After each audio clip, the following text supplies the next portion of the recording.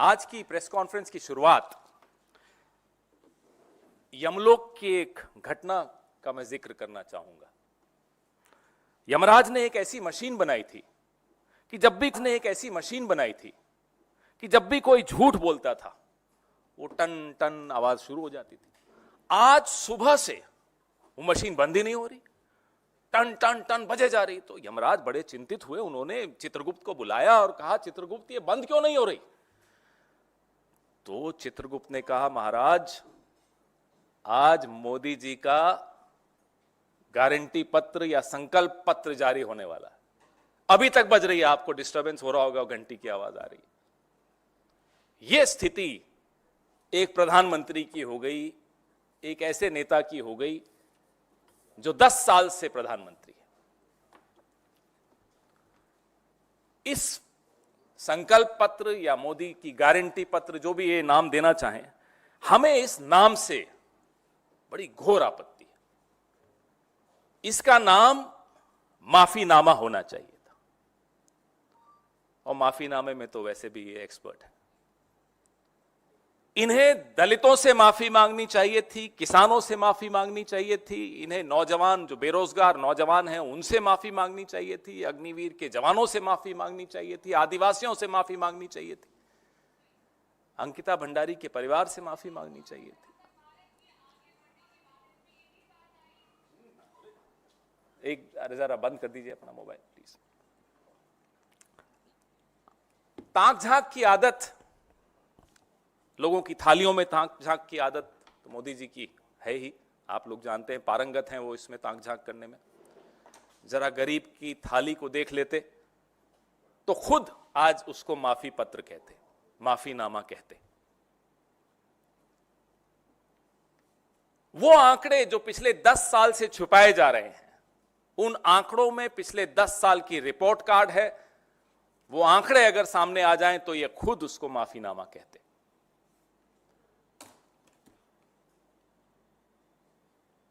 2014 का जो इनका मैनिफेस्टो था, वैसे पूरा खुलासा हमारे साथी अमिताभ दुबे जी करेंगे कि ये सफर कैसा रहा पिछले 10 साल के मैनिफेस्टोस का भारतीय जनता पार्टी का। और उसके बाद मेरी सहयोगी श्रीमती सुप्रिया श्रीनेत आज के मैनिफेस्टो पे अब चर्चा करेंगी। लेकिन 2014 का जो इनका मैनिफेस्टो था, उसका पेज नंबर 5 पे एक वादा किया था कि स्पेशल टास्क फोर्स बना के काला धन वापस लाएंगे। हुआ क्या?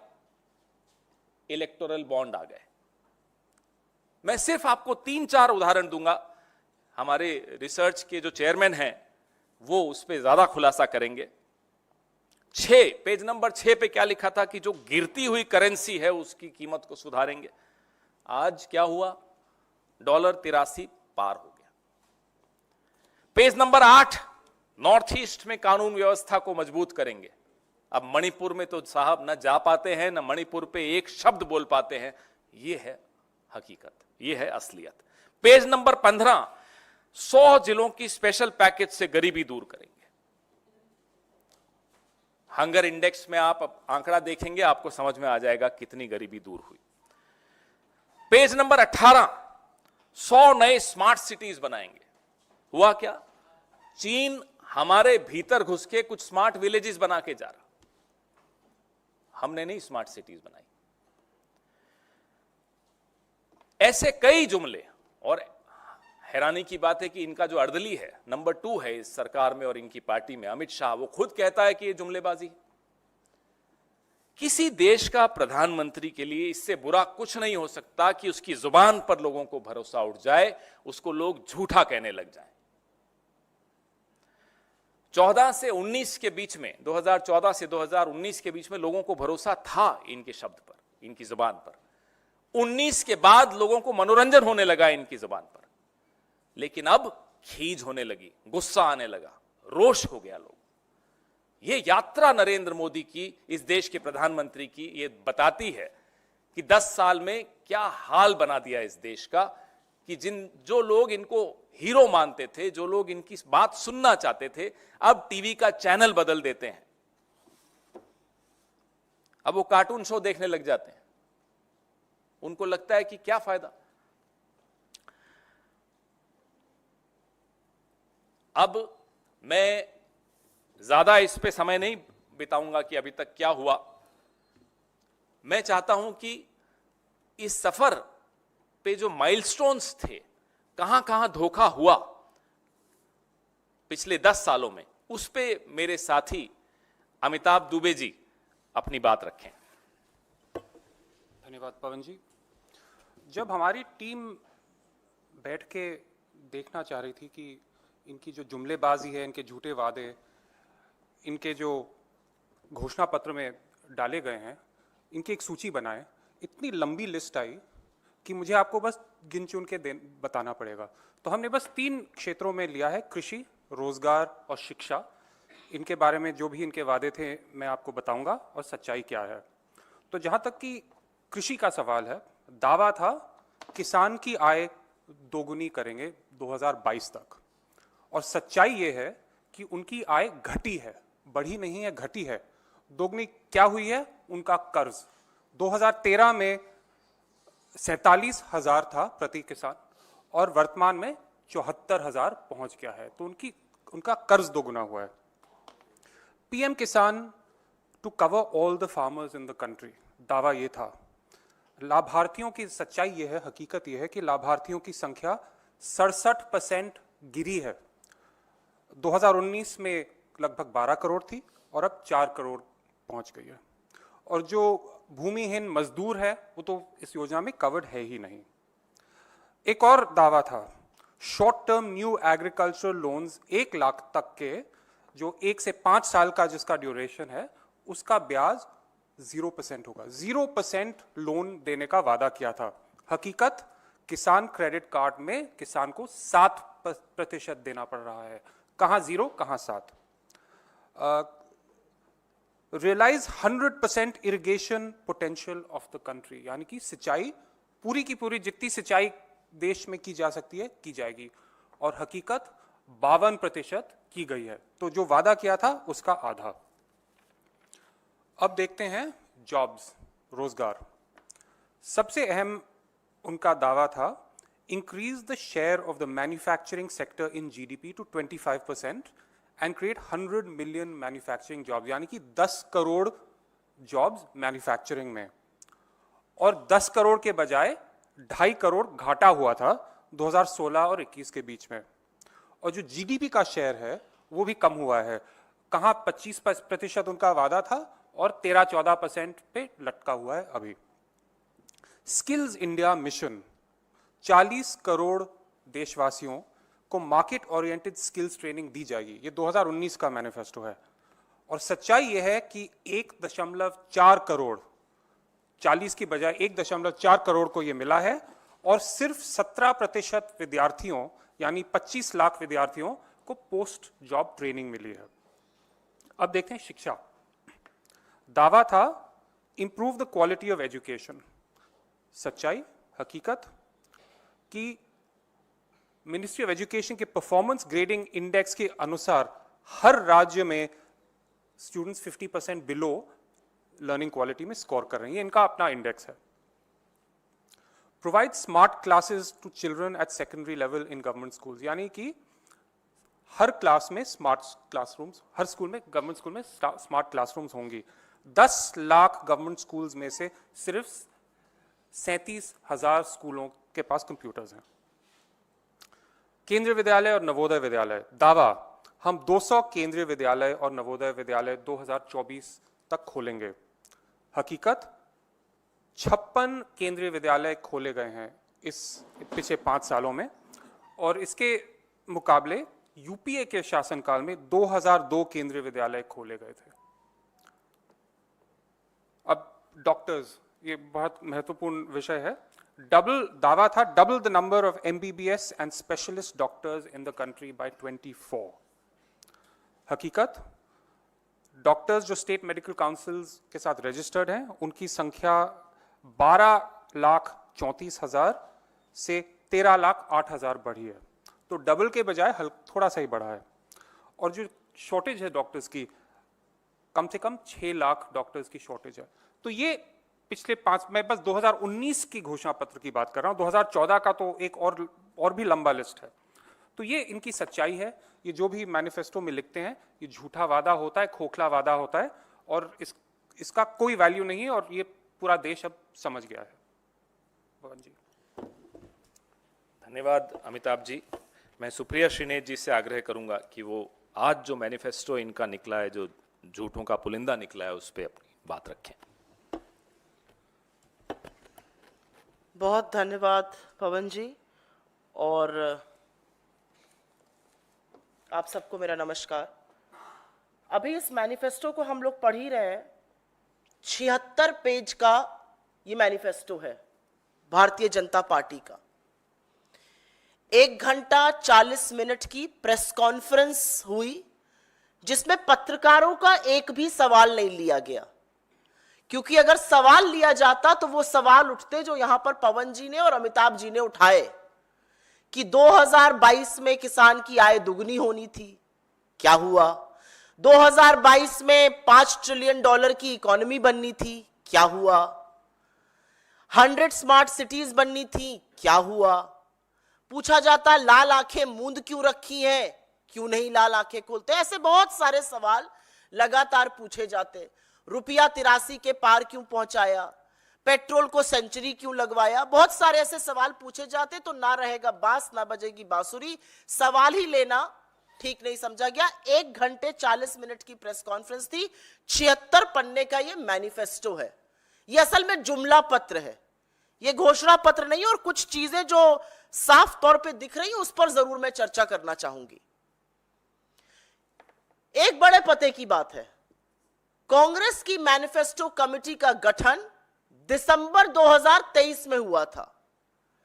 भारत जोड़ो यात्रा जो कन्याकुमारी से कश्मीर, और भारत जोड़ो न्याय यात्रा जो मणिपुर से मुंबई चली, और जितने लोगों के सुझाव हमने सुने, लोगों की आशंकाएं, लोगों की अपेक्षाएं, लोगों की उम्मीदें, उन सब को मिलाकर हमने अपना एक घोषणा पत्र बनाया। हमारी घोषणा पत्र की कमेटी, जिसके सदस्य अमिताभ दुबे जी यहां पर बैठे हैं, वो हिंदुस्तान के अलग अलग शहरों में गए, अलग अलग वर्गों से, अलग अलग कम्युनिटीज से, अलग अलग ग्रुप से मिले, और फिर भविष्य का एक खाका तैयार हुआ जो हमारा न्याय पत्र है। भाजपा का कैसे हुआ? 30 मार्च को, आज से महज 13 दिन पहले घोषणा पत्र कमेटी का गठन हुआ, और 13 दिन में मैनिफेस्टो बनके तैयार है। आसान रहा होगा, जुमला पत्र है, क्या करना है, 4 जुमले इधर चिपकाओ, मित्र की एक लिस्ट आई होगी, अमित शाह और मोदी जी ने बैठकर उसको कॉपी पेस्ट किया होगा, और नड्डा जी ने बढ़िया फोटोकॉपी निकाली होगी। इसलिए 13 दिन में मैनिफेस्टो तैयार होकर आपके सामने है।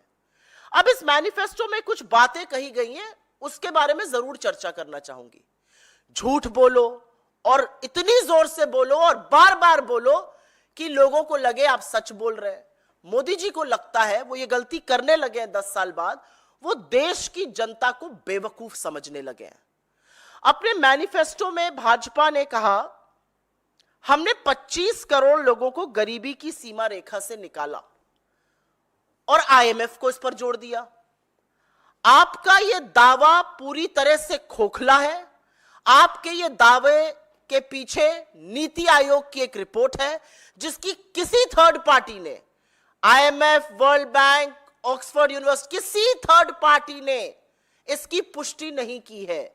और असलियत यह है कि उसी रिपोर्ट में नीति आयोग यह भी मानता है कि 20% देश की आबादी 46 रुपए रोज पर अपनी गुजर बसर करने को मजबूर है। यह होना चाहिए था मैनिफेस्टो में।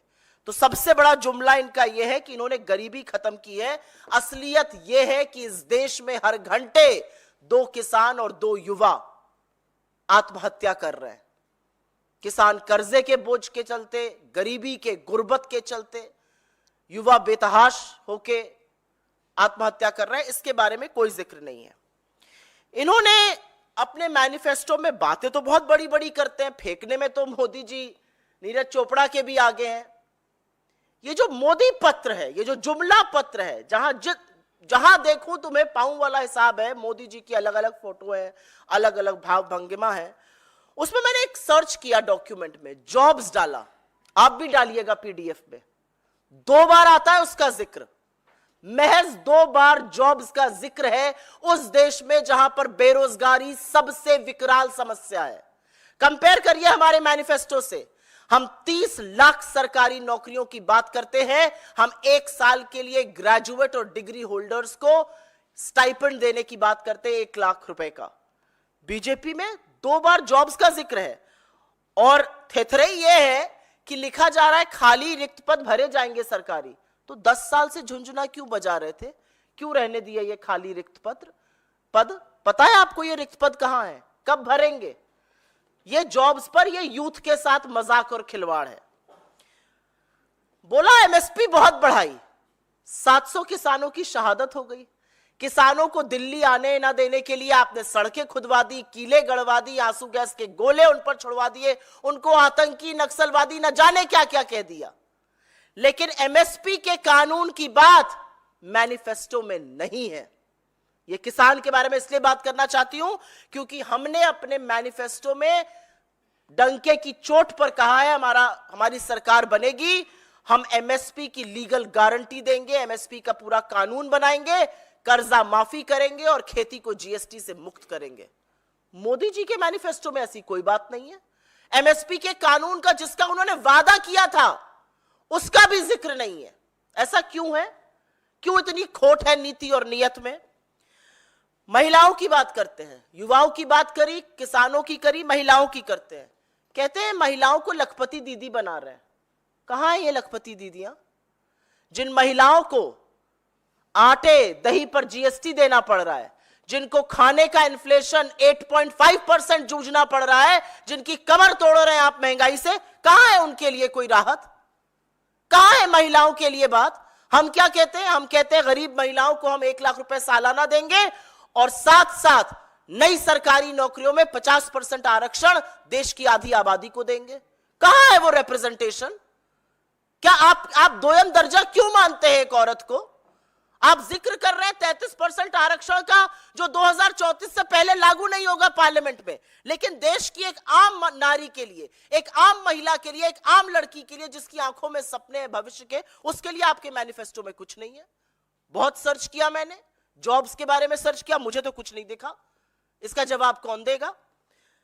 मैं उसके बाद बात करना चाहती हूं, इन्होंने बात की कि आतंकवाद खत्म हो गया है, शांति बहाल हो गई है। ये मेरे आंकड़े नहीं है, ये भारत सरकार के आंकड़े जो आपके सामने रख रही हूं। 2014 से 24 के बीच में जम्मू कश्मीर मात्र में 3950 लोगों की आतंकी मुठभेड़ों में हत्या हुई है, जिसमें सिक्योरिटी फोर्सेस भी हैं और सिविलियंस भी हैं। ये 3950 लोग आपको भारत के नागरिक नहीं दिखते हैं। यह आतंकी हमलों का कोई मतलब ही नहीं है। आज की तारीख में जम्मू कश्मीर में आतंकी हमले में, आतंकी मुठभेड़ में अगर सिक्योरिटी फोर्सेस, सिक्योरिटी और सैन्य बल के लोग शहीद हो जाते हैं तो मोदी जी उनके लिए ना एक शब्द श्रद्धांजलि का बोलते हैं, ना उनके परिवार को एक शब्द संवेदना का देते हैं। तो आपको क्या लगता है? आंख मूंद ली तो ये जगत बना ही नहीं। 3950 किलिंग्स और सैन्य बलों की शहादत जम्मू कश्मीर में पिछले 10 सालों में, आपके चेहरे पर एक बहुत काला धब्बा है। आंख मूंदने से काम नहीं चलेगा। यहां पर इधर उधर की बात की गई तो मैं 2 बातें जरूर कहना चाहती हूं। मोदी जी के मैनिफेस्टो में मणिपुर का जिक्र नहीं है। मां से बड़ी बड़ी बातें करते हैं, मां से मणिपुर की बात करते हैं, मां से महंगाई की बात करते हैं, मां से महिला की बात करते हैं, कोई खाका ही नहीं है। मणिपुर का जिक्र नहीं है, लद्दाख का जिक्र नहीं है जहां पर सारे लोग आंदोलित होकर सड़कों पर हैं। मोदी जी के मैनिफेस्टो में चाइना कहां तक घुस आया और हम क्या करेंगे, कोई जिक्र नहीं है, क्योंकि कोई घुसा नहीं तो हमारे प्रधानमंत्री जी ने ही कहा था। मोदी जी के मैनिफेस्टो में वो जो इनकम इनइक्वालिटी है इस देश में, जो गरीब और अमीर होता जा रहा है और जिसके लिए हमारे मैनिफेस्टो में पूरा खाका है, एक शब्द नहीं है। असलियत यह है कि राशन की बात करने वालों 10 साल बाद जनता पूछ रही है रोजगार कहां है, और नहीं है इनके पास उसके लिए कोई प्लान। 2 जगह जॉब्स मेंशन होती है उस देश में जहां पे 65% लोग 35 वर्ष की कम आयु के हैं। इतना युवा राष्ट्र, क्या प्रायोरिटीज है इनकी? मुझे लगता है मैं अपनी बात यहां समाप्त करूंगी।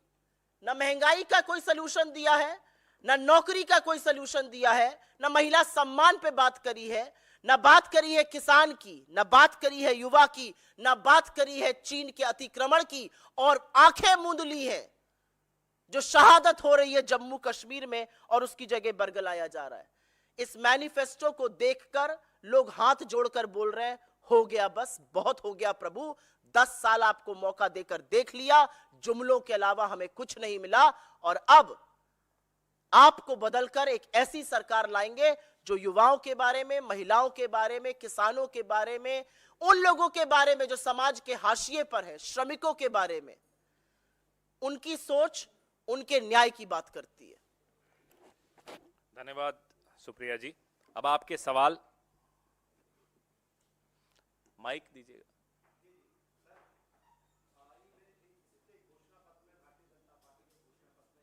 अच्छी शब्द है, उन्होंने लिखा है कि 2014 में हमने जो वादा किया वो 100% कंप्लीट किया, पूरा किया, और उन्होंने कहा कि 2047 में हम जो है भारत को विकसित राष्ट्र बनाएंगे। उन्होंने कहा कि मोदी की जो गारंटी है 24%, 24 कैरेट सोने की तरह शुद्ध है। ये जो गोलपोस्ट बदलने की जो बीमारी है ना, ये इस देश में कभी किसी सरकार को पहले नहीं आई। अब 2047 पे पहुंच गए जनाब।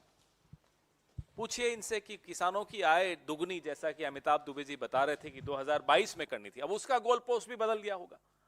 तो ये गोल पोस्ट बदलने जो 2014 में कहा, 19 में आपने न तो उसका कोई लेखा जोखा दिया, कोई अकाउंट नहीं दिया, कोई खाता बही सामने नहीं रखा। 19 में आपने नए जुमले, नए गोल पोस्ट के साथ रख दिए। 2024 आते आते आप 47 पे चले गए।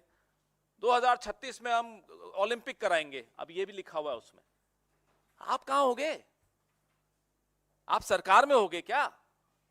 आप 5 साल का हिसाब दीजिए और अगले 5 साल की अपनी बात करिए। ये गोल पोस्ट बदलना, ये सन बदल देना, जो सबके लिए घर बनाना था, अब उसको विकसित राष्ट्र में डाल दिया, मतलब वो भी 2047 तक चला गया। बड़ी सफाई से ये झूठ बोलते हैं, लेकिन इतनी बार बोल चुके हैं कि अभी एक्सपोज हो गए। अब लोगों को समझ में आ गया कि मोदी की बात पर या मोदी की गारंटी पर कोई भरोसा नहीं कर सकते, क्योंकि वो सरेआम झूठ बोलते हैं। अभी कहा था कल किसी इंटरव्यू में, बहुत कम इंटरव्यू देते हैं लेकिन इलेक्शन में देते हैं, कि मैं अपने बाल सफेद करता हूं। हुजूर, आप सिर्फ बाल नहीं सफेद करते, आप झूठ भी बड़े सफेद पोश ढंग से पेश करते हैं।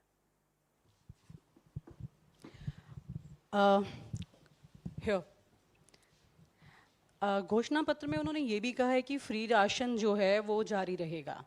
एक तरफ उनकी मोदी ब्रांडिंग पर जो खर्चा हुआ पिछले 10 साल में 6.5 हज़ार करोड़ के आसपास खर्च हुआ, और दूसरी तरफ फ्री राशन वाली ये योजना है। तो आपने क्या अभी जैसे कहा सुप्रिया जी ने कि अभी हम और पढ़ रहे हैं घोषणा पत्र को, तो ये सारी चीज़ों का आंकलन किया है, कितना इकोनॉमी में यहाँ पे डैमेज नज़र आता है? मुझे लगता है सुप्रिया जी को ही इसका उत्तर देना चाहिए, क्योंकि विकसित भारत की बड़ी बात करने लगे हैं और विकसित भारत की बुनियाद कांग्रेस ने रखी है, तो आपके सवाल का मैं जरूर जवाब देना चाहूंगी। लेकिन क्योंकि बीजेपी झूठ बोलती है, और जैसा कि पवन जी ने कहा कि बड़ी सफेद पोशी से झूठ भी बोलते हैं, जिस विकसित भारत की वो बात करते हैं और जिस वर्ल्ड बैंक को भी लेकर बहुत उत्साहित हो जाते हैं उनके लोग, उस वर्ल्ड बैंक ने कहा है कि 2047 में मोदी जी के रहते हुए नहीं हो पाएगा, क्योंकि 8% ग्रोथ चाहिए, और मोदी जी के 10 साल के शासनकाल में शीर्षासन कर लीजिए, सिर के बल खड़े हो जाइए, ग्रोथ रेट 5.9% रही है। ये असलियत सरकार खुद मानती है। 8% ग्रो करिएगा तब वहां पहुंचेगा। आपके सवाल का मैं जरूर जवाब देना चाहूंगी। 6,500 करोड़ एक लीपा पोती के लिए, एक छवि बनाने के लिए, एक रंग चढ़ाने के लिए जरूर खर्चा हुआ, और वो खर्च दिखता है टीवी चैनल पर, वो खर्च दिखता है अखबार की हर हेडलाइन में, क्योंकि अगर वो खर्च नहीं होगा तो इस तरह का चरण वंदन मोदी मोदी मोदी मोदी मोदी मोदी आपको टीवी पर नहीं दिखेगा। वो इसीलिए दिखता है क्योंकि उस तरह का खर्च हो रहा है। लेकिन हां, उसका खामियाजा देश की अर्थव्यवस्था ने बहुत तरीकों से झेला है, चाहे वो लो ग्रोथ हो, चाहे वो हाई इन्फ्लेशन हो, चाहे वो जॉबलेसनेस हो। मोदी जी बात करते हैं मैंने मुद्रा लोन ले दिए, 44,000 रुपए के लोन से आप कौन सा धंधा पानी बिजनेस चला रहे हैं, जरा मुझे बता दीजिए। आज मैं 45,000 रुपए आपको दूंगी, क्या आप एक बिजनेस खड़ा कर सकते हैं? व्यर्थ की बातों से मैनिफेस्टो बढ़ा है, और असलियत यह है कि जो ग्राउंड पे हो रहा है, अगर आज ब्रिजेश पाल अपनी सारी डिग्री जलाकर आत्महत्या कर लेता है और कहता है इन डिग्रियों का क्या फायदा, वो अर्थव्यवस्था की असलियत है।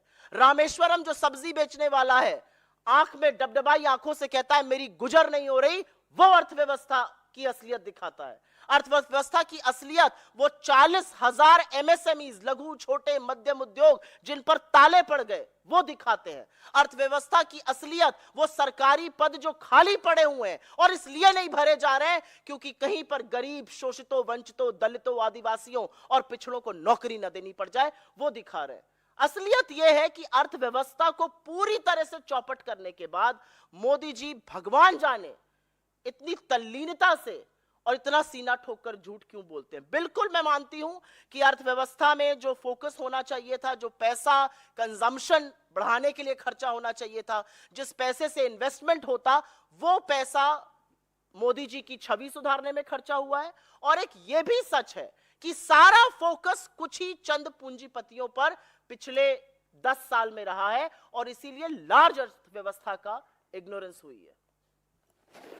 हेलो, चूंकि बीजेपी बात कर रही है यूनिफॉर्म सिविल कोड और तमाम ऐसी बातों की, बीजेपी के एक सांसद अयोध्या के लल्लू सिंह, उनका बयान वायरल है। वो कह रहे हैं कि हमें 400 सांसद इस नाते लाने हैं ताकि संविधान संशोधन किया जा सके। तमाम ये आरोप लग रहे हैं कि दरअसल बीजेपी का घोषणा पत्र यही है कि वो संविधान में बदलाव अगली सरकार में करना चाहते हैं और यही वजह है कि तमाम मुद्दों से वो लगातार देश को भटकाने की कोशिश कर रहे हैं। सबसे पहले अनंत हेगड़े, फिर ज्योति मिर्धा और फिर लल्लू सिंह, 3 लोग अपनी मंशा, संघ की मंशा, मोदी जी की मंशा आपके सामने रख चुके हैं कि संविधान को बदलना है। अब मोदी जी उनको दिल से माफ कर पाएंगे या नहीं, ये तो मोदी जी से पूछिए आप। लेकिन ये मंशा मोदी जी की है।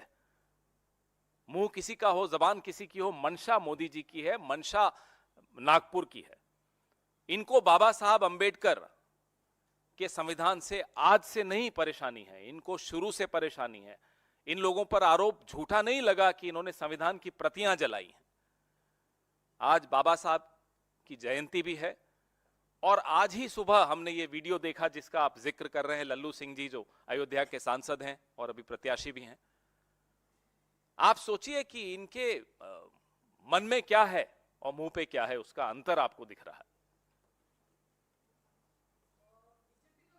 तो जो है वो आसपास में जो दुनिया में परिस्थितियां बनी हुई हैं युद्ध की, उसको भी उन्होंने कहा कि युद्ध के हालात पूरी दुनिया में बने हुए हैं और ऐसे में एक पूर्ण बहुमत की सरकार की जरूरत है और बीजेपी ऐसी सरकार देने के लिए संकल्पबद्ध है। उनका मैनिफेस्टो ऐसी सरकार देने के लिए संकल्पबद्ध है। देखिए, पहली बात यह है कि ये वही सरकार है जिसने एक एड लगाया था कि हमने यूक्रेन का युद्ध रोका था अपने विद्यार्थियों को निकालने के लिए, बल्कि और foreign ministry of external affairs ने इसका सीधा कॉन्ट्रडिक्शन किया था कि ये बिल्कुल झूठ बोल रहे हैं। तो एक तरफ ये ऐसे विज्ञापन चला रहे हैं जो इनकी ही सरकार कह रही है झूठ बोल रहे हैं, तो ये इनके फॉरेन पॉलिसी का एक बड़ा एग्जाम्पल है। लेकिन पिछले 10 साल से हम एक मेजॉरिटी गवर्नमेंट रही है। चीन के साथ क्या हुआ है? पहली बार 60 साल में चीन ने हमारी ज़मीन कब्जे में ली है। हमारे 26 पेट्रोलिंग पॉइंट्स लद्दाख की पुलिस के अनुसार हमारे सोल्जर्स अब जा नहीं सकते, जो पहले जा रहे थे यूपीए के शासनकाल में खुले रूप से जा रहे थे। तो ये सच्चाई है, ये वन पार्टी जो गवर्नमेंट है, इसकी जो स्ट्रेंथ है ये बिल्कुल कमजोरी है। इतने सालों से हमारे कोalition गवर्नमेंट्स चल रहे हैं, ऐसा कोई प्रॉब्लम नहीं था। तो जिम्मेदारी एक व्यक्ति की है और वो जब कहते हैं कि एक स्ट्रांग गवर्नमेंट है तो जिम्मेदारी इन पे पड़ती है कि चीन के सामने ये माथा क्यों टेक रहे हैं इस प्रकार, और इसके बारे में बातचीत तो मीडिया में होने नहीं देते, कभी कोई और विषय उठा देते हैं, डिस्ट्रैक्ट करते हैं। हमने कहा था DDLJ इनकी स्ट्रैटेजी है, डिनाई, डिस्ट्रैक्ट, डिनाउंस, जस्टिफाई। जो भी करना है, जो भी बहाना निकालना है लोगों को गुमराह करने के लिए। सच्चाई है कि ये पहली सरकार है सिंगल पार्टी मेजॉरिटी कई सालों में, और सबसे ज्यादा लॉस ऑफ लैंड पिछले 60 साल में इनके शासनकाल में हुआ है। आपने देखा 10 दिन पहले 64 नागरिक हिंदुस्तान के, उत्तर प्रदेश से ज्यादा हैं, उनको इजराइल भेजा गया नौकरी करने, आज से 10-12 दिन पहले। अब क्या युद्ध रुकवाएंगे वहां उनको वापस लाने के लिए? हम ये जानना चाहते हैं। तो इनकी विदेश नीति, जैसा कि अमिताभ जी ने कहा, सिर्फ और सिर्फ एक आदमी की ग्लोरिफिकेशन है, सिर्फ तालियां बटोरना है, वाहवाही बटोरना है, और वो भी नकली तालियां, नकली वाहवाही बटोरना है। ये विश्व गुरु मणिपुर नहीं जा पाते, ये चले हैं युद्ध रुकवाने। अमिताभ जी, बीजेपी की तरफ से कहा गया है कि हम 3 बुलेट ट्रेन्स भी चलाएंगे। I want to ask you, in your assessment and wisdom, it is going to be fiscally prudent और नॉट फॉर द नेशन? देखिए, पहली बात है कि तरक्की होनी चाहिए, टेक्नोलॉजिकल एडवांसमेंट होना चाहिए, लेकिन जब आप 1 लाख करोड़ का लोन लेते हैं फॉरेन करेंसी में, तो इसका भविष्य में क्या इम्पैक्ट हो सकता है, इसके बारे में भी सोचना चाहिए। तो ये कोई नहीं कहता कि तरक्की प्रगति नहीं होनी चाहिए, लेकिन सोच समझ के करनी चाहिए। हाँ। रेल थोड़ा सा मेरे लिए संवेदनशील विषय है। उत्तर प्रदेश से आती हूँ, 55 से लेकर आज तक ट्रेन प्रेफर करती हूँ किसी भी मोड ऑफ ट्रैवल में। हिंदुस्तान के लिए आप बुलेट ट्रेन 50 बना दीजिए, 3 की क्या बात करते हैं, लेकिन जो रेल पटरियों पर अभी चल रही है उनको तो सुरक्षित करिए, उनको तो टाइम से पहुंचाइए, उनको तो कैंसिल मत करिए। अरे रेल सबसे सस्ता साधन है जो हिंदुस्तान का गरीब, हिंदुस्तान का मध्यम वर्ग, हिंदुस्तान का निम्न मध्यम वर्ग यूज करता है, उसको तो सुरक्षित करिए। उसमें तो सेफली 8-8, 9-9, 10-10 घंटे ट्रेनें लेट चल रही हैं, पटरियों से पलट जा रही हैं, सरकार के कान पर जू नहीं रेंग रही है। असलियत यह है कि रेल का जितना कबाड़ा नरेंद्र मोदी की सरकार ने पिछले 10 साल में किया, उससे ज्यादा कबाड़ा कभी नहीं हुआ है।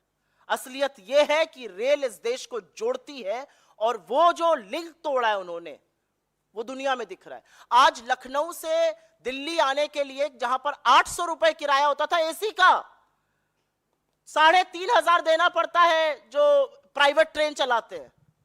ये कौन सी व्यवस्था है? कौन सा गरीब आदमी 3,500 में चल सकता है? उन रूट्स पर ट्रेन बढ़ा दीजिए। सर,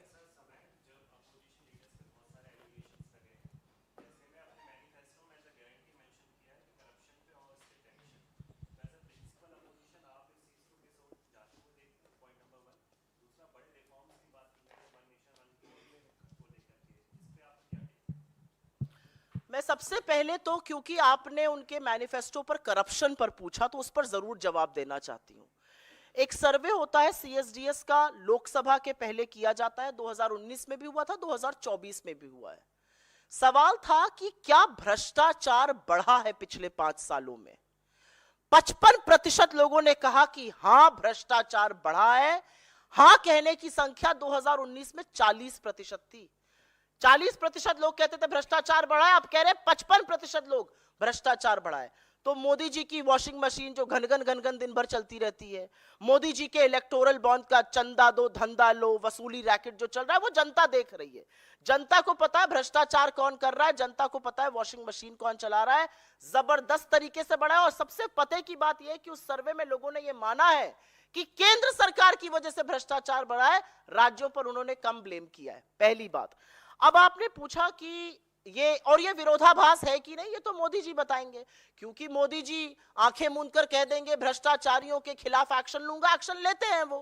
वो जिसको बोलते थे 70,000 करोड़ का घोटाला किया सिंचाई का, अगले दिन उससे गलबैया करके खड़े हैं, उसको डेप्यूटी चीफ मिनिस्टर बनाते हैं। वो जिसके खिलाफ बुकलेट लाते थे शारदा पर, वो हेमंत तो उनका सबसे खास है। वो जिसके लिए कहते थे इन्होंने आदर्श स्कैम किया, उसको लपक के अपनी पार्टी ज्वाइन कर ला लेते हैं। आपके ऊपर 9 CBI के केस है खनन के मामले में, आप जनार्दन रेड्डी है, तुरंत जाइए भारतीय जनता पार्टी का पटका पहनिए और फिर देखिए क्या बढ़िया सफाई से आप धुल कर निकल आते हैं। तो मोदी जी की बात में, जैसा कि मेरे सहयोगियों ने यहां पर पहले भी कहा, विरोधाभास से भरी बातें हैं। किस मुंह से भ्रष्टाचार की ये लोग बात करते हैं जब इलेक्टोरल बॉन्ड का सारा गोरख धंधा सामने आ गया है। पैसा लेकर कॉन्ट्रैक्ट दिए जा रहे थे और CBI ED इनकम टैक्स की रेड कराकर लोगों को डराया धमकाया जा रहा था, वसूली रैकेट चलाया जा रहा था। उन सब चीजों का जवाब दे। मैं 2 चीजें बस यहां पे कह के अपनी बात समाप्त करती हूं, और ये बातें कहनी जरूरी है, ये मैंने कही भी। आपने कहा, उन्होंने, किसी ने यहां पे UCC की बात करी, आपने 1 नेशन 1 इलेक्शन की बात करी। ये सब चीजें जो है वो कंसेंसस से होनी चाहिए। जब ये मौका आएगा तो कांग्रेस पार्टी को जो स्टैंड लेना है हम वो बिल्कुल लेंगे। लेकिन कुछ चीजें कंपेयर कर लेनी चाहिए, क्योंकि मोदी जी तो पूछते हैं ना पिछले 60 सालों में 70 सालों में क्या हुआ। 70 सालों में खैर जो बना वो आपने बेचा, वो अलग बात है। पिछले 10 सालों का लेखा जोखा ये है कि 10 साल बाद हमारा मैनिफेस्टो कहता है हम 30 लाख सरकारी नौकरी बनाएंगे, आप उस पर चुप हैं। हमारा मैनिफेस्टो कहता है हम किसान को एमएसपी की कानूनी गारंटी देंगे, आपका मैनिफेस्टो चुप है। हमारा मैनिफेस्टो कहता है नारी शक्ति का अभिवादन होगा और उसको हम 1 लाख रुपए गरीब महिला को सालाना देंगे, आपका मैनिफेस्टो चुप है। हम कहते हैं हम यंग गर्ल्स को, यंग लड़कियों को, युवतियों को 50% आरक्षण देंगे सरकारी नौकरी में, आपका मैनिफेस्टो चुप है। हम महंगाई को रोकने की, उसको थामने की, उसको नियंत्रित करने की बात करते हैं, आपका मैनिफेस्टो चुप है। हम बात करते हैं मणिपुर में शांति बहाली की, और उस मणिपुर में जिसमें 1 साल हो जाएगा वहां पर सिविल अनरेस्ट चलते हुए, और जहां पर 2 दिन पहले 2 लोगों की हत्या हुई है, उस मणिपुर में हम शांति बहाली की बात करते हैं, आपका मैनिफेस्टो चुप है। हम लद्दाख में 6 शेड्यूल ऑफ कॉन्स्टिट्यूशन की बात करते हैं, आपका मैनिफेस्टो चुप है। हम भ्रष्टाचार हटाने की बात करते हैं, आपका मैनिफेस्टो बरगलाता है। Pavan sir, you have said that within 13 days Bharatiya Janata Party has prepared their manifesto. It's just 13 days that they worked out to prepare the manifesto. Have you drawn any follow-ups from the Congress manifesto, because it was launched very early and now Bharatiya Janata Party has also announced it? For example, Congress party became the first party to announce cashless medical insurance for the LGBTQ community. Today Prime Minister announced above 70 transgenders will be given Ayushman Bharat facility as well. Have you drawn any follow-ups? Have the Bharatiya Janata Party, do you think that the BJP has drawn any follow-ups from the Congress party in their... I think the right man to respond to this is Mr. Dubey, because he was a part of our manifesto committee and he's researched it very well. So I think he should respond to this question. As Supriya ji said, our manifesto is drawn up after months of consultations with tens of thousands of people and experts across the country. The BJP's were drawn up in less than 2 weeks. Their manifesto is not one of vision, their manifesto is one of reaction, in this case to our manifesto, where we promised a right to health, not only to LGBTQIA+, but to every Indian, and so obviously they are included in it. It's only intended to generate headlines and to manage the news cycle. If you want a serious vision of what the next government looks like and what kind of policies it will bring, it is in the Congress Nyaya manifesto. If you want to look at random promises aimed at managing the news, then you can look at the BJP manifesto.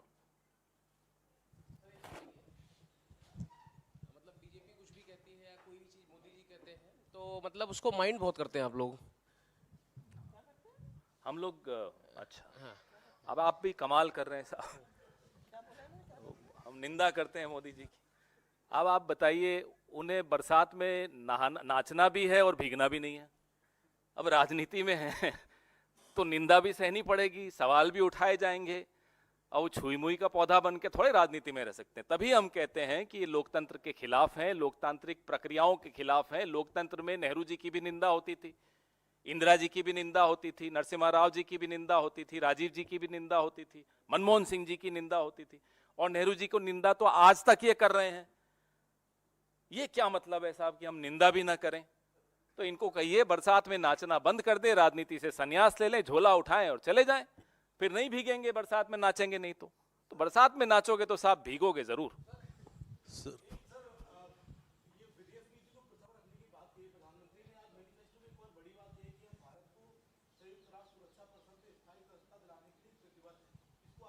कटिबद्ध होना भी चाहिए, होते रहे। कर क्या रहे हैं उस दिशा में? जो पेट्रोलिंग पॉइंट्स 26 पे अब हम लोग पेट्रोल नहीं कर पा रहे हैं, चीन को ये क्लीन चिट दे देते हैं, पूरे पड़ोस में संबंध बिगाड़ के रखे हुए हैं।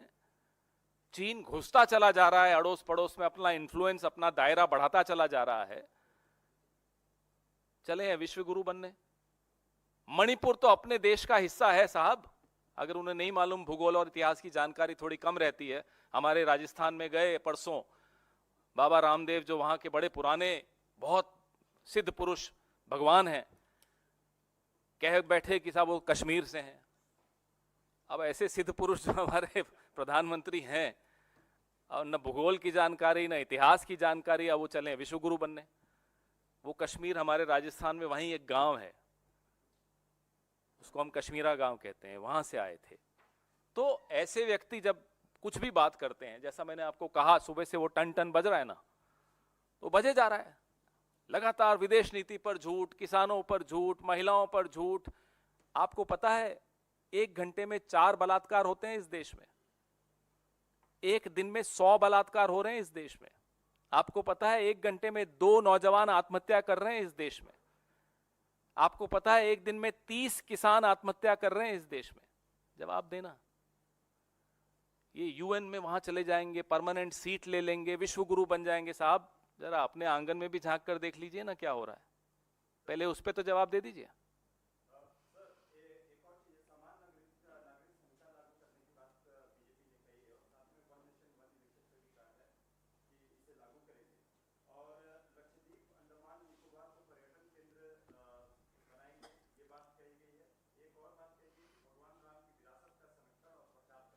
लक्षद्वीप तो हमेशा ही पर्यटन का केंद्र रहा है, ये क्या नया बना देंगे उसको?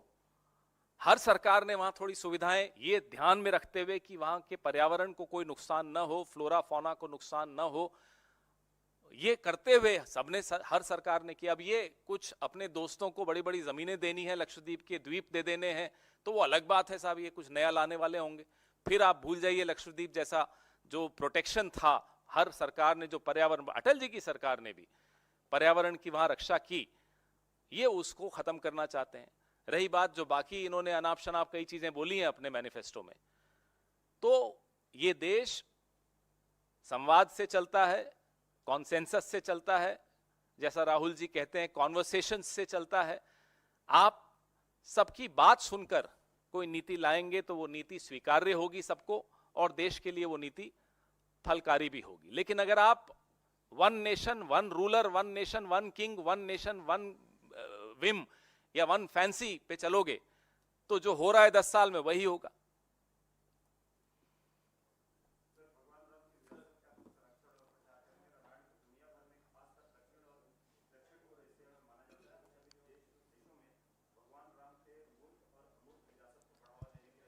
कहीं एक लाइन लिख देते कि वो भगवान राम के आचरण पर भी चलेंगे, कहीं एक लाइन लिख देते, तो ये जो मैंने अभी आंकड़े बताए ना कि कितने बलात्कार होते हैं, कितनी आत्महत्याएं होती हैं, ये देश के प्रधानमंत्री को ये आंकड़े सुनकर थोड़ा शर्म आनी चाहिए।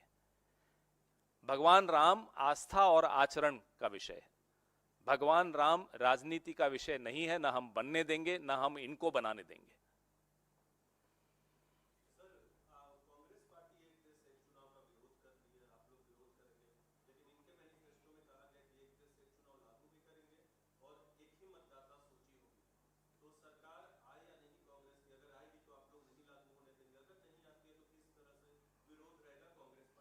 एक राज्य में एक फेज में चुनाव करा नहीं पाते 1 नेशन 1 इलेक्शन वाले 7-7 फेज में इलेक्शन कराते हैं। आप असेंबली इलेक्शन उठा के देख लीजिए, वो भी एक चरण में नहीं करा पाते। ये मजाक समझते हैं। होमवर्क किए बगैर जब प्रधानमंत्री को नारे देने की आदत हो गई है, ये 1 नेशन 1 नेशन फला ढीम का 1 नेशन 1 मिस्टेक, और उस मिस्टेक का नाम है नरेंद्र मोदी। ये जो बार बार आप लोग 1 नेशन 1 इलेक्शन पर पूछ रहे हैं, असलियत ये है कि ये इस देश के संघीय ढांचे पर सबसे बड़े प्रहार की तैयारी वो कर रहे हैं, लेकिन इस मंसूबे में वो कामयाब नहीं होंगे। और हमें जो पिक्चर ऑन ग्राउंड से आ रही है वो पूरी तरह से दिखा रही है कि साउथ में बीजेपी साफ है, नॉर्थ में बीजेपी हाफ है, और असलियत यह है कि झोला उठाने के दिन बड़े पास है। ये संघीय ढांचे पर देश इस तरह का प्रहार बर्दाश्त करने के लिए तैयार नहीं है। हो गया, अब 1-on-1 तो नहीं है ना?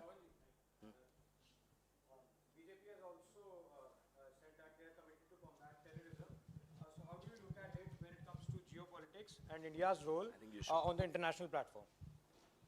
Thank you, Pawanji. India has not acquired a role after Mr. Modi became Prime Minister of this country at the geopolitical platforms. India has had a table at the has had a seat at the highest table when we became independent. And thanks to the vision of our founding fathers, thanks to the vision of people like Pandit Nehru, that we've had a say in geopolitics. Thanks to his vision, we were never aligned with either the Americans or with the Russians. We had a non-aligned movement. We looked at our self-interest. The reality is that Mr. Modi's flawed foreign policy has resulted in China entering our territory, the Prime Minister looking the other way, has resulted in India losing out on world trade, India losing out on FDI. When FDI from China is moving out, we are not the ones who are receiving that FDI. If your foreign policy was so good, we should have been receiving it. Your foreign policy is so flawed that we have been isolated in our neighborhood. Our all-weather friend Bangladesh has given access in Cox's Bazar for China to make a submarine base. Sri Lanka is in cahoots with China. Nepal has been distorting our maps. Has this ever happened in the history of this nation?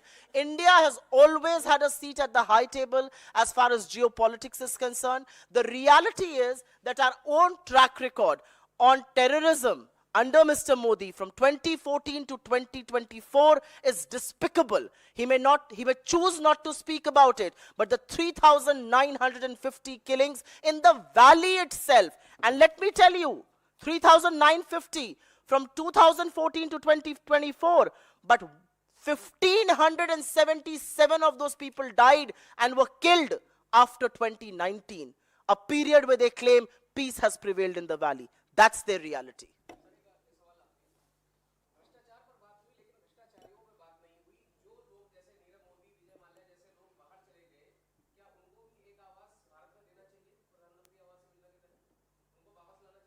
आप तो आवाज की बात कर रहे हैं, आपको क्या भरोसा, मालूम कल को राज्यसभा में आ जाएंगे यही लोग।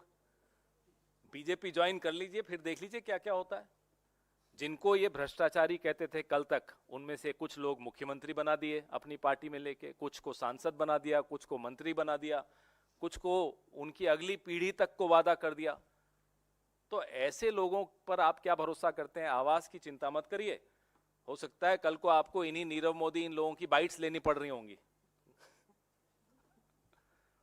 धन्यवाद।